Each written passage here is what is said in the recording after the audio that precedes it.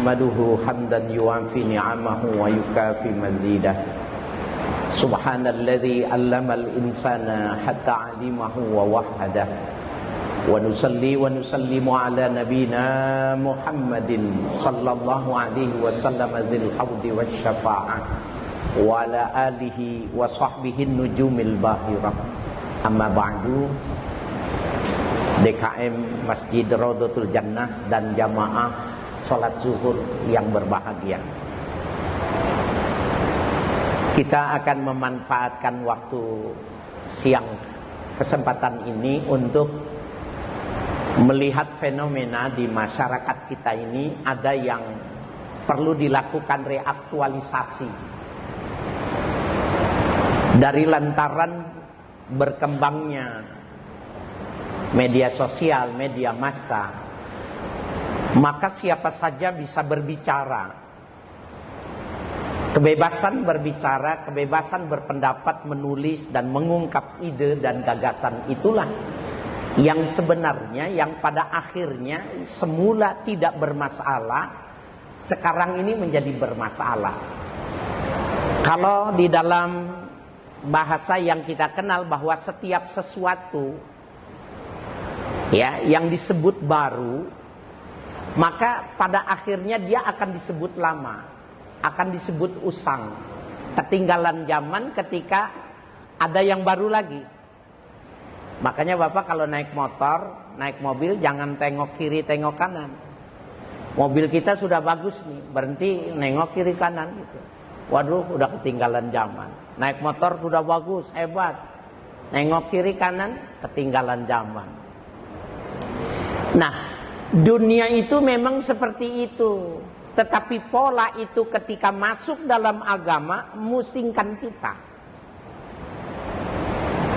Pusing kita nih. Kalau dianggapnya ini ketinggalan zaman, ini tidak up to date, ini menyalahi ketentuan. Nah, reaktualisasi agama itu harus wajib, harus kita melakukan. Karena ternyata memang sumbernya, timbulnya masalah itu di situ. Saya ingin kasih contoh yang menarik, yang up to date. Ketika COVID-19 ini, anggap 2 tahun kita dalam hidup semacam ini. Bahkan di masjid ini sholat Jumat 2 kali. Dulu, tahun-tahun dulu itu yang melakukan sholat 2 kali itu cuma di tripod. Kenapa? Karena 5.000 dibagi menjadi 2 shift. Jadi sholat Jumatnya itu jam 12 dengan jam setengah 1. Karena jumlahnya yang tidak banyak. Sekarang hampir di semua masjid. Apakah sah? Insya Allah sah. Karena ini kondisinya kondisi emergensi. Tetapi akan berkembang menjadi berbeda dari pola berpikir yang rada progresif gitu.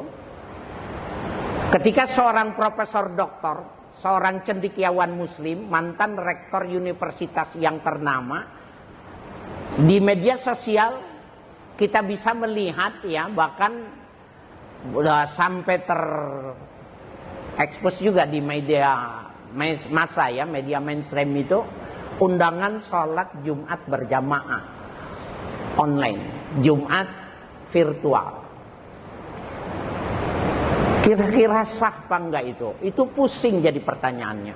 Tidak lama kemudian teman saya ya, sejawat di ya salah satu TV swasta itu bikin lagi ya undangan sholat Idul Adha virtual.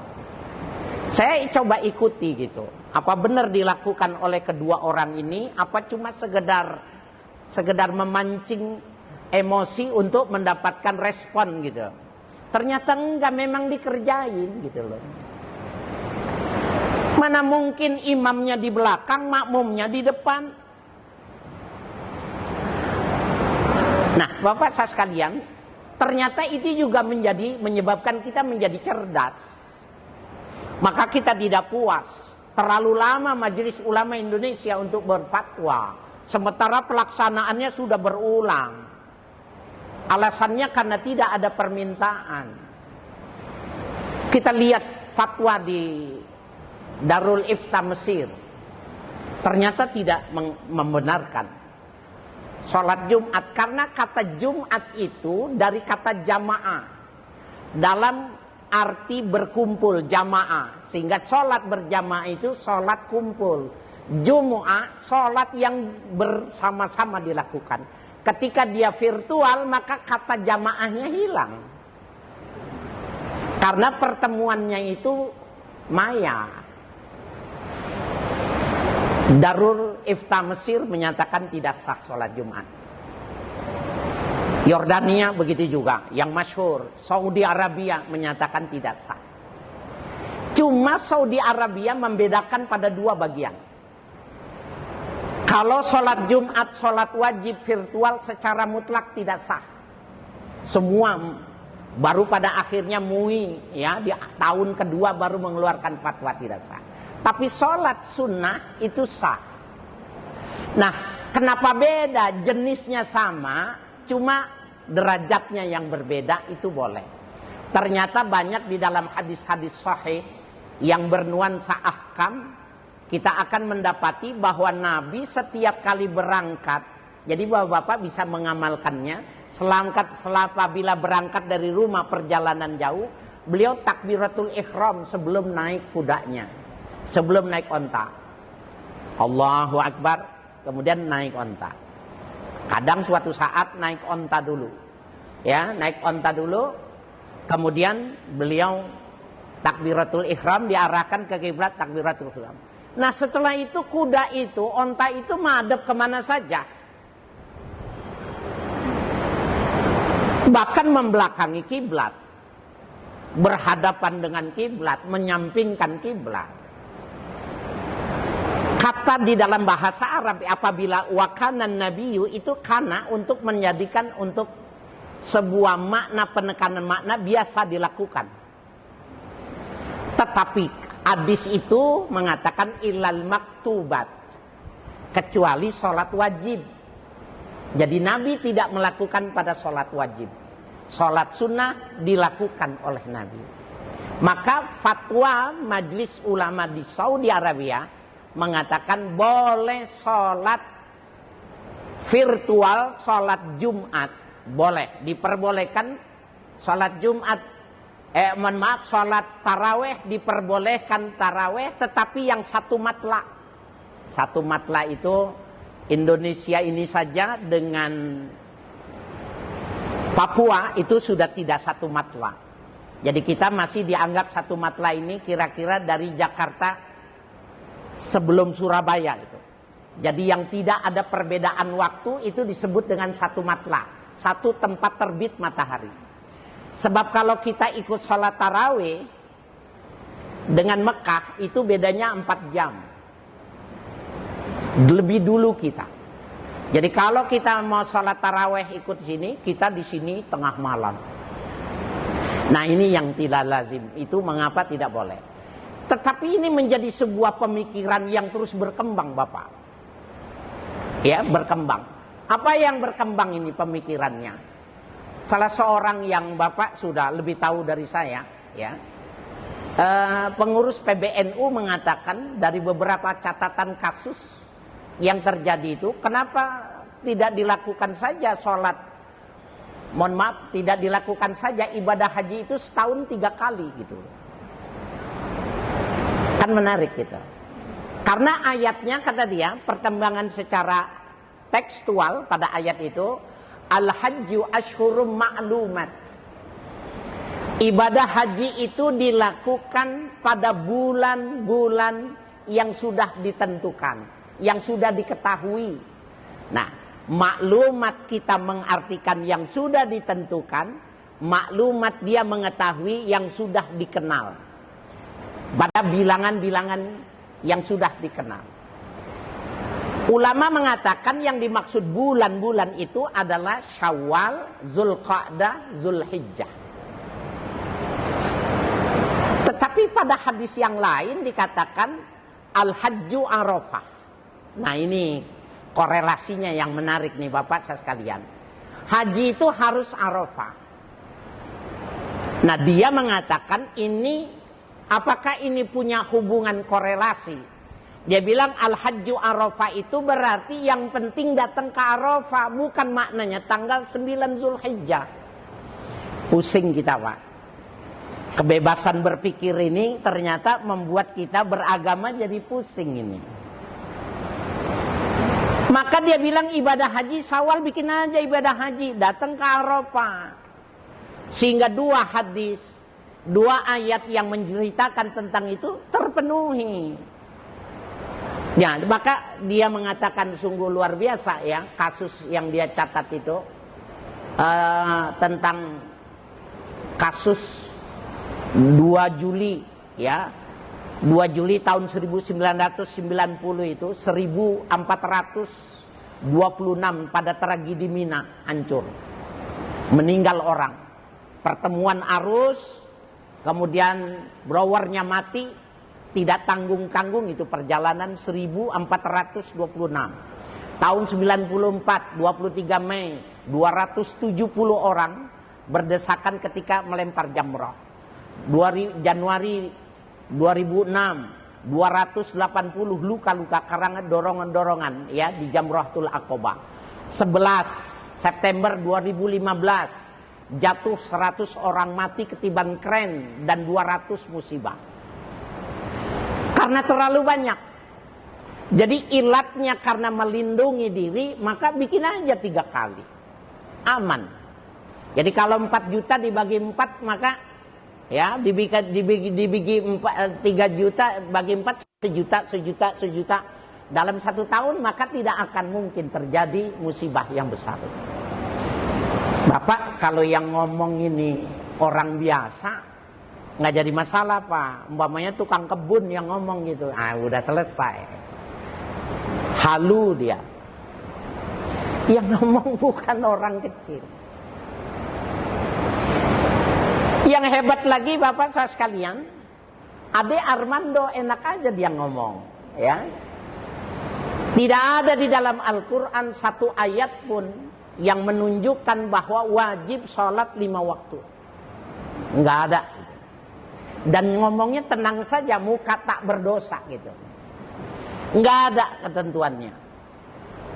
Saya bilang itu, di dalam Al-Quran itu tidak ada larangan berzina. Lakukan saja, karena tidak ada larangannya. Yang dilarang itu mendekati. Jadi nggak usah pakai mendekati, tubruk aja udah. Selesai. Ini sebenarnya progresif, ini pinter atau enggak, silakan Bapak yang menilai gitu. Saya khawatirnya ini kalau ini inkarus sunnah. Gerakan inkarus sunnah kalau dulu Pak, tahun 70-80 di Bandung itu kuat.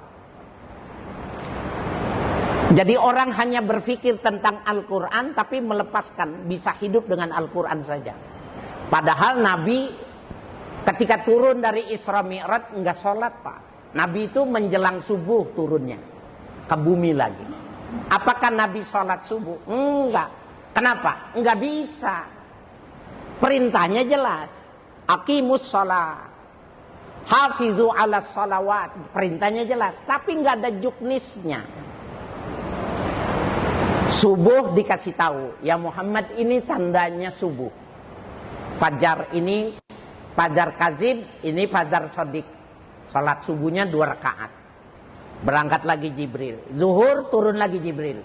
Ini tandanya, kalau pas lurus tidak ada bayangan, haram salat, nggak boleh. Tunggu nanti zawal, dia bergeser ke barat, bayangannya sudah terlihat, itu zuhur. Kalau tinggimu 2 meter, apabila bayangan sudah 2 meter, itu asar. Diajarin asar, maghrib, gurub. Ini kalau lembayungnya sudah hilang, lembayung sudah hilang, itu ya disebut dengan maghrib, gurub. Nanti masih ada lembayung yang merah. Kalau lembayung merahnya sudah hilang, itu isya. Baru keesokannya Nabi bilang, "Shallu kama ra'aitumuni usolli." Salatlah kalian sebagaimana kalian salat. Belajar dulu sama Jibril. Kalau semua harus dilihat dari Al-Quran, Bapak makan ayam, nggak ada ayam di dalam Al-Quran. Tahu tempe nggak ada di dalam Al-Quran. Repot beragama begini, Pak. Nah, jadi ini Bapak betapa pentingnya kita ngambil waktu kumpul yang semacam ini untuk mencoba saling mengingatkan watawasau bil haq, bahwa sebenarnya berbahaya juga dengan era kebebasan ini ketika orang siapa saja boleh berpendapat. Nah, sejarah tentang orang yang berpikir secara progresif itu sebenarnya sudah ada di kalangan Bani Israel. Dan Bani Israel itu di dalam Al-Quran itu dijelaskan, mereka itu dikatakan kunu kirodatan khasiin, kalian jadilah monyet-monyet yang hina. Jadi dulu pernah terjadi pengkutukan. Bani Israel itu pernah dikutuk. Kenapa? Karena mereka hari Sabtu nggak boleh mancing. Kalau kita itu tidak boleh mancing di hari Jumat.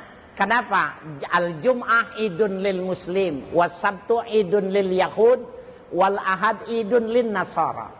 Punya hari besar masing-masing. Jumat buat Islam.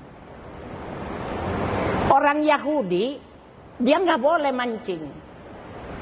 Tetapi ada yang di antara mereka itu berfikirnya itu seperti Ade Armando ini.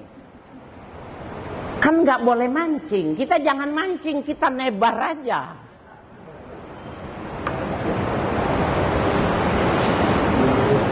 Sebenarnya kan itu kan ujung-ujungannya tidak ada 5 waktu ditulis di dalam Al-Quran.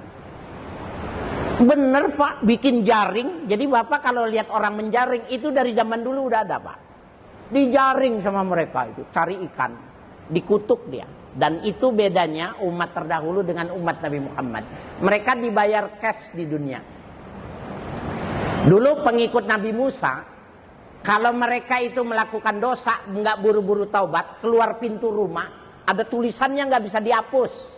Hadzal rajul yaf'alu dzamban walam yatubun ilal an. Laki-laki ini melakukan dosa ini sampai saat ini belum bertaubat. Ada tulisannya, nggak bisa dihapus. Ayo gimana kalau kita nilep, ada tulisannya nilep. Nah Bapak saya sekalian yang berbahagia, ini di dalam ilmu yang disebut dengan kias aulawi, memancingnya saja tidak boleh, apalagi menebar. Wala taqrabuz zina, janganlah kalian mendekati zina. Mendekatinya saja tidak boleh, apalagi melakukan. Ahmadiyah mengatakan bahwa Mirza Ghulam Ahmad itu adalah seorang rasul. Kenapa dia seorang rasul? Karena di dalam Al-Quran yang dinyatakan terakhir itu nabi, bukan rasul. Maka Muhammadun aba ahadim mir rijalikum walakin Rasulullah. Muhammad itu Rasulullah. Wa khataman nabiyyin, penutup nabi. Yang ditutup nabinya, Rasul belum ditutup. Mirza Ghulam Ahmad seorang Rasul. Padahal Qiyas Aulawi mengatakan nabinya aja udah ditutup, apalagi Rasul. Ayo. Dunia ijtihad menjadi terbuka, malah jadi kacau Pak. Nah ini kalau berkembang terus berbahaya. Sementara MUI lambat juga memberikan respon terhadap jawaban-jawaban yang berkembang. Saya kasih contoh, MUI sampai sekarang belum ada fatwanya. Kalau kita ke Singapura baru turun di airport itu, maka kalau kita pesan minum teh, ya biasa teh ada cemil-cemilan itu. Dia punya nugget dibuat dari daging sembelihan. Ayam diambil sel aktifnya. Sel aktifnya diambil, ditaruh di laboratorium, dikasih nutrisi, jagung, perasan sayur mayur, terus dikembang. Lama-lama dia berkembang. Ini yang diinformasikan di dalam Al-Quran, mereka yang mengerjakan.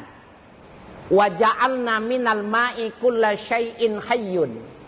Setiap kali yang namanya air dan cairan itu bisa melahirkan ya mikro baru, ya biomikro yang bisa dilahirkan dari proses fermentasi cairan ini tadi. Maka dagingnya lama-lama membesar dengan nutrisi besar-besar. Ini ayamnya, rasanya rasa ayam. Kandungan gizinya yang ada di ayam sama, tapi ayamnya tidak disembelih. Dia bilang ini lebih islami dan ini lebih hebat. Dan ini dia sebutkan angka penyembelihan yang dilakukan oleh rakusnya manusia itu angkanya sekian. Sapi jumlahnya sekian. Maka sapi tetap hidup. Tetapi air susunya sudah bisa diproduksi oleh laboratorium, bisa dibikin nugget, bisa dibikin keju dan lain sebagainya. Potensinya sama, kandungannya sama, tapi sapinya nggak disembelih. Pertanyaannya, halal nggak dimakan? MUI belum keluar fatwanya. Kenapa? Belum ada yang minta. Sementara ini sudah masuk, Pak. Di airport sudah ditawarkan produk daging dan susu laboratorium. Bapak saudara sekalian yang berbahagia. Jadi satu sisi orang malas ini, apalagi kalau kita lihat orang yang sudah punya nama, pada profesinya kurang berhasil, hijrah jadi ustadz. Ini nih yang kacau nih kayaknya. Jadi profesinya udah kurang laku gitu, namanya tapi udah booming, udah bagus. Hijrah, labelnya hijrah, pakai pakaian aksesori Islam, jadi ustadz, jadi kiai. Pusing tidak? Pusing pala babi ini kayak begini. Bapak sekalian yang berbahagia. Yang ketiga, reaktualisasi hanya bisa bahwa pemahaman Al-Quran dan pemahaman hadis itu harus dengan dua cara. Pertama, ada pendekatan tekstualis yang disebut dengan mantukiyah. Yang kedua, pemahaman harus mafhumi atau mafhumiyah, atau dipahami dengan istilah kontekstual. Nah, ini kita bisa lihat Bapak sekalian, dalam hadis yang sahih diriwayatkan Imam Bukhari dan Imam Muslim. Sekarang ini banyak orang ribut, Pak. Bunyi hadisnya begitu. Sekarang kita tes nih ya. Hadis sahih ini bunyinya khaliful musyrikin, ahfus syawarib wa auful liha. Kalian tidak boleh sama dengan orang-orang musyrikin. Nggak boleh sama dengan orang-orang non-muslim kalau itu diartikan seperti itu. Ahfus syawarib, potong kumis kalian. Ya, wa auful liha, dan urai, pelihara jenggot kalian. Saya tes nih sama MC kita. Ini perintahnya apa? Ente memahami perintah Nabi ini apa? Pelihara jenggot. Satu orang lagi saya tes yang di depan nih. Perintah Nabi ini apa? Potong kumis. Maka hadis inilah yang dijadiin senjata. Hadis Bukhari, Muslim, Ashabus Sunan. Kalau tidak jenggot, tidak sunnah. Jangan didengerin orang yang ngomong besar kalau tidak berjenggot. Kenapa? Tidak sunnah. Bunyinya hadis begitu. Karena teksnya, mantuknya memang bunyinya seperti itu. Coba kita pahami secara kontekstual. Kalau secara kontekstual ini bukan ujungnya yang dipahami, tapi depannya. Kalian tidak boleh sama dengan non-muslim. Ketika dulu itu mereka itu sampai sekarang itu bikin lomba, ya, ada perlombaan kumis yang besar itu dari zaman dulu itu, Pak, dari zaman Romawi itu. Kata Nabi nggak boleh sama, berarti potong. Mereka tidak piara ini, kita piara supaya ada bedanya. Oh, ini pengikut Muhammad, ini bukan. Itu konteks. Nah, pemahaman kontekstualnya begini. Karena memang dibiarkan. Nah, Bapak sekalian, terutama orang-orang yang berpikir yang penting follower naik, popularitas naik.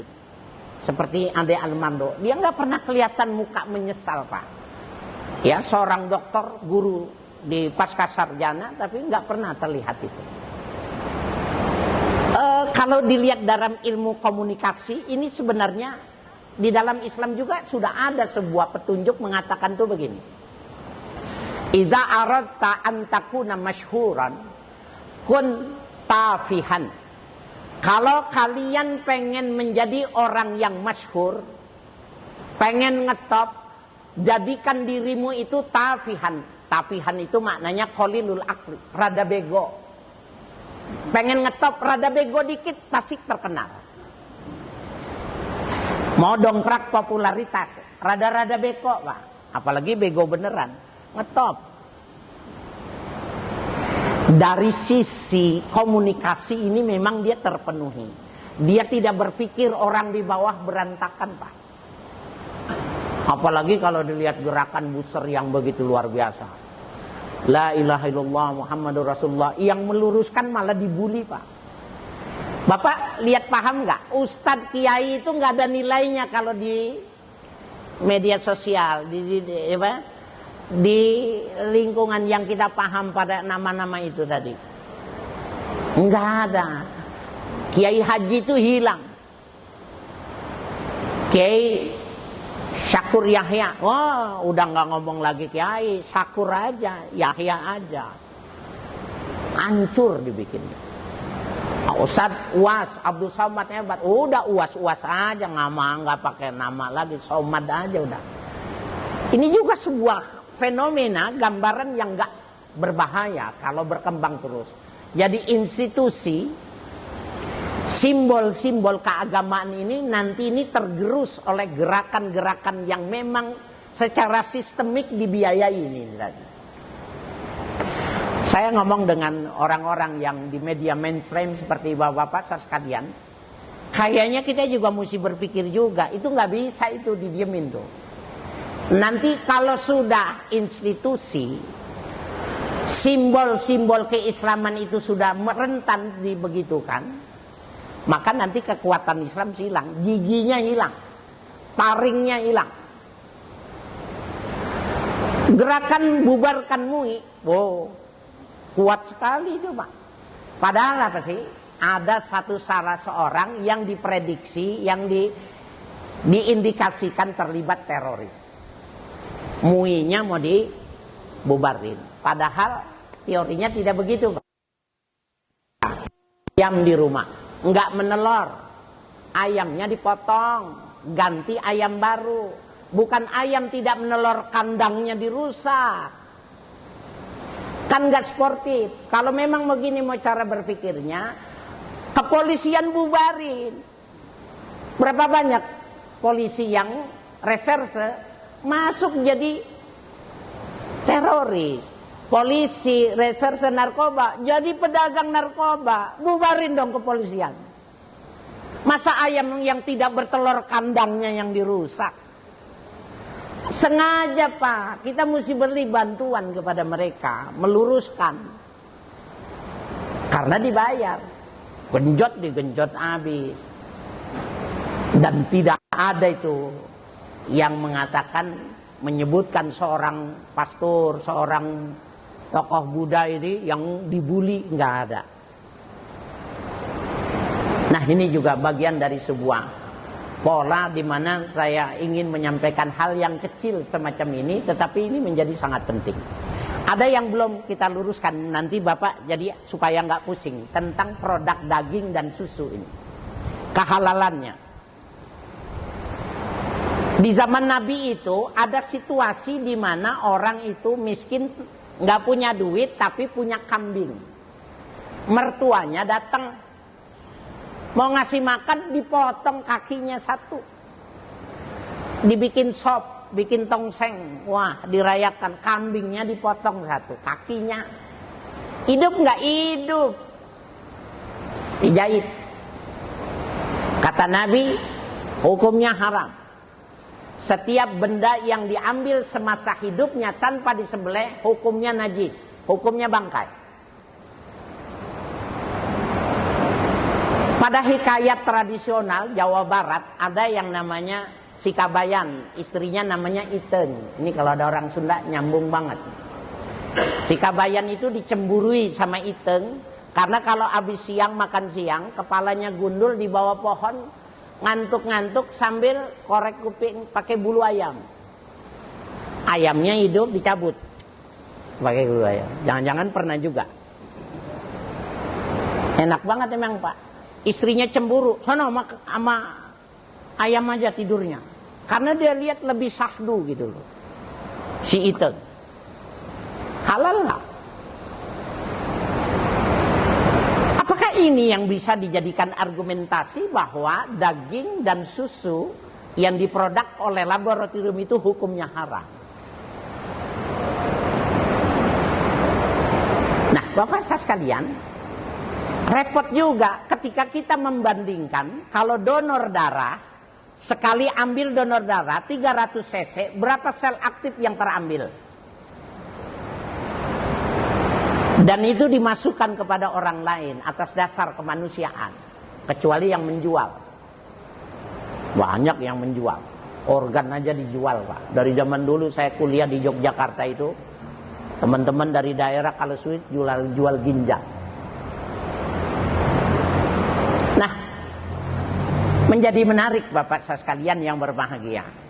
Sehingga dari dua model yang dijadikan model kias terhadap kasus ini yang terjadi, saya lebih cenderung mengkiasnya bukan kepada orang yang memotong semasa hidup dagingnya, tetapi dikias dengan orang yang melakukan donasi darah. Karena memang sel aktifnya yang terangkat itu yang dipindahkan kepada orang lain menjadi sumber energi. Tapi terlepas dari persoalan itu di masyarakat ribut Pak.